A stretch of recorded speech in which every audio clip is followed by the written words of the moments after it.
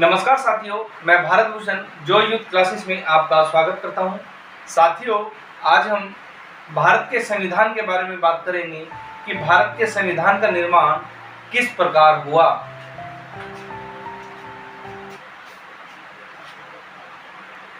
East India company 1600 ईस्वी में भारत में प्रवेश करती है। जब ये भारत में प्रवेश करती है तो अपने साथ कुछ नहीं लाई थी। इस 1600 ईस्वी के बाद जब सिराजुद्दौला के बीच और रॉबर्ट क्लाइव के बीच युद्ध हुआ तो 1757 में इसे हम प्लासी के युद्ध के नाम से जानते हैं। ये हमारा प्लासी का युद्ध था जो ये 1757 ईस्वी में भारत में लड़ा गया। किसके बीच में? ईस्ट इंडिया कंपनी और बंगाल का नवाब सिराजुद्दौला के बीच में ये युद्ध लड़ा गया, जिसमें ईस्ट इंडिया कंपनी की विजय हो जाती है। जब ईस्ट इंडिया कंपनी की इसमें विजय हो जाती है तो भारत में ब्रिटिश या ईस्ट इंडिया कंपनी अपने पांव जमा लेती है। यहीं से भारत में संवैधानिक विकास शुरू हुआ, क्योंकि 1757 में जब प्लासी का युद्ध जीता तो 1773 ईस्वी में पहला कानून भारत में लागू हुआ ईस्ट इंडिया कंपनी के माध्यम से। जब 1773 ईस्वी में ईस्ट इंडिया द्वारा पहला कानून लागू हुआ, इसे हम रेगुलेटिंग एक्ट के नाम से जानते हैं। रेगुलेटिंग एक्ट के नाम से जानते हैं। इस एक्ट के माध्यम से भारत में ईस्ट इंडिया कंपनी ने कुछ कानून पारित किए। भारत का संवैधानिक विकास 3 चरणों में देखने को मिलता है। 1773 से 1858 तक, 1858 से लेकर के 1947 तक, और तीसरा आता है 1947 से अब तक का शासन भारत के अंदर देखने को मिलता है।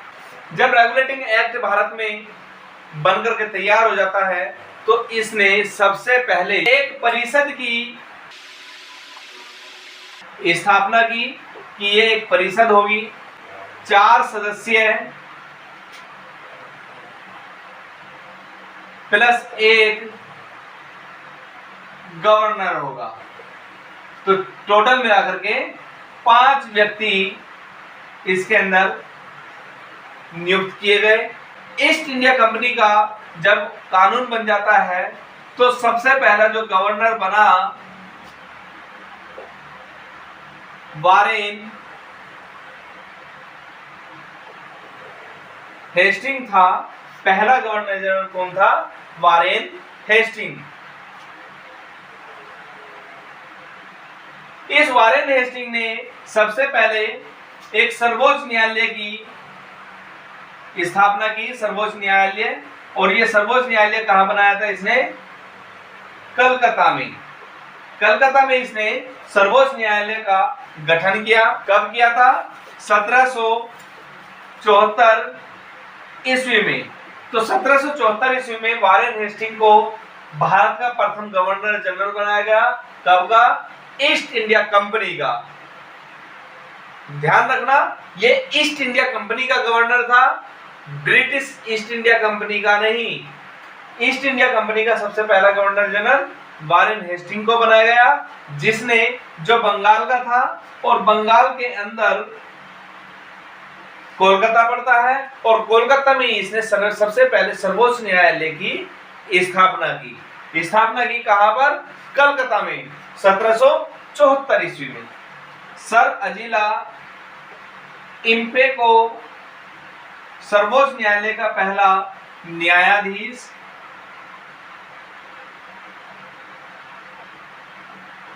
सबसे पहला जो सर्वोच्च न्यायालय का न्यायाधीश बनाया गया था, सर अजीला इम्पे को बनाया गया था इसका सर्वोच्च न्यायालय के न्यायाधीश। उसके बाद आता है 1784 ईस्वी में पिट इंडिया एक्ट। इसे पिट के नाम से जानते हैं क्योंकि उस समय ब्रिटेन का पिट नामक व्यक्ति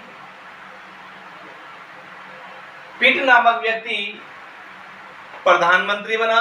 कहां का? ब्रिटेन का या इंग्लैंड का। जब ये इंग्लैंड का प्रधानमंत्री बना तो इसी के नाम पे ये पिट इंडिया एक्ट रखा गया। क्यों? क्योंकि इसने भारत की गतिविधि को देखने के लिए, गतिविधि पे नजर रखने के लिए एक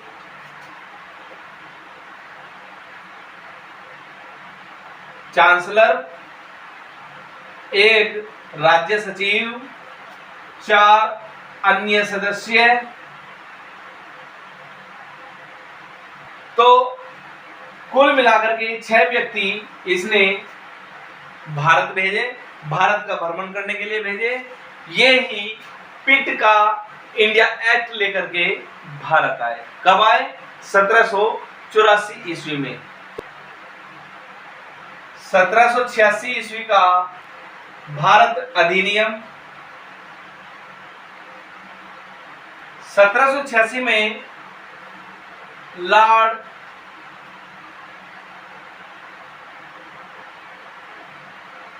कॉर्नवालिस को भारत का गवर्नर जनरल बना करके भेजा।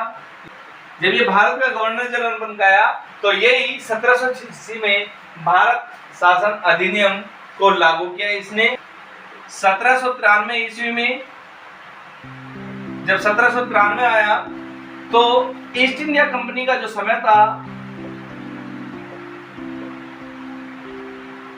क्योंकि हमें पता था ईस्ट इंडिया कंपनी केवल 15 वर्षों के एक अधिकार पत्र के आधार पर भारत में आई थी, तो इस अधिकार पत्र को 1793 ईस्वी में 20 वर्ष के लिए और बढ़ा दिया।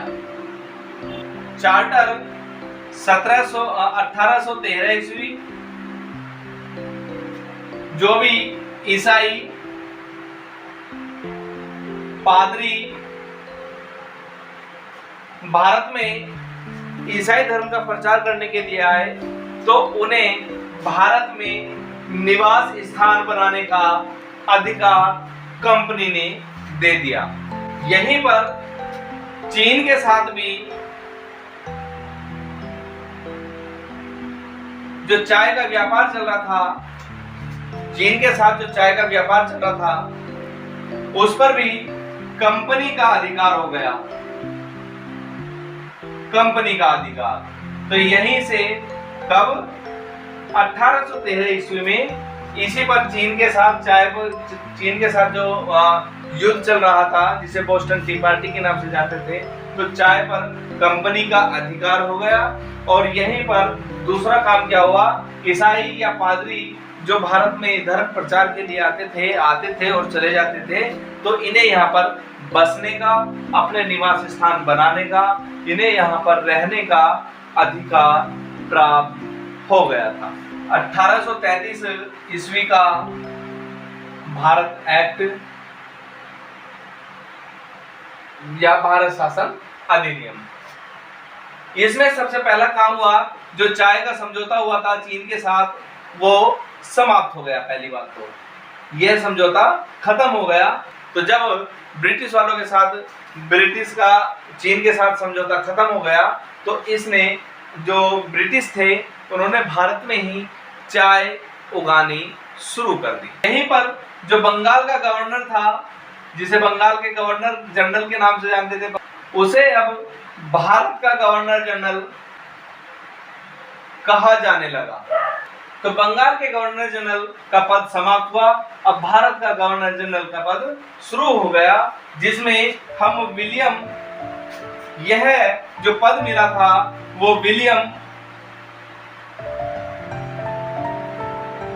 बैंकिट को मिला था, क्योंकि विलियम बैंकिट 1828 से लेकर के 1833 ईस्वी तक ही इसे हम विलियम बैंकिट के नाम से जानते हैं। तो यहीं पर 1800 शासन अधिनियम भी लागू हुआ, तो इसी के शासनकाल में हुआ। सबसे पहले दास प्रथा का अंत किया। अब ये जो दास प्रथा थी, इस दास प्रथा को मैकाले ने समाप्त कराया था। मैकाले नाम सुना होगा आपने मैकाले का। क्योंकि भारत के अंदर इंग्लिश के भगवान के नाम से लॉर्ड मैकाले को ही जाना जाता है, क्योंकि लॉर्ड मैकाले ही वह व्यक्ति था जिसने भारत के अंदर अंग्रेजी शिक्षा का बीज बोया था। चार्टर 1853 ईस्वी में इस एक्ट के द्वारा जो प्रतियोगी परीक्षाएं कराई गई, इस एक्ट के द्वारा ही प्रतियोगी परीक्षाएं कराई गई। क्यों?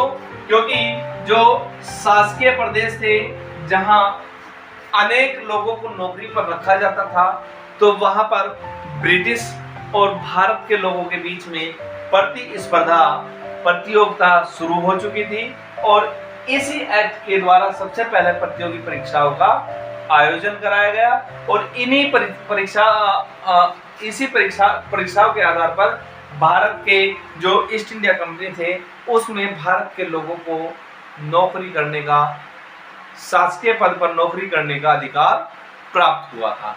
तो साथियों, ये 1853 तक का जो शासन अधिनियम था, आज हम यहीं तक पढ़ेंगे। अगले भाग में हम इसके अन्य एक्ट को पढ़ेंगे